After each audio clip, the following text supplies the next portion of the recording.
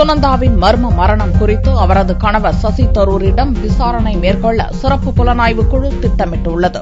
முன்னாள் மத்திய அமைச்சரும் கேரள மாநில காங்கிரஸ் மூத்த தலைவர்களில் ஒருவருமான சசி தரூரின் 3வது மனைவி சுனந்தா டெல்லி ஹோட்டலில் மர்மமான முறையில் இறந்தார். அவர் தற்கொலை செய்து கொண்டதாக முதலில் கருதப்பட்டது. பிரேத பரிசோதனையில் சுனந்தாவின் உடலில் விஷம் கலந்திருப்பது கண்டறியப்பட்டதை தொடர்ந்து இது கொலை வழக்காக மாற்றப்பட்டு விசாரணைக்காக சிறப்பு புலனாய்வு குழு அமைக்கப்பட்டது.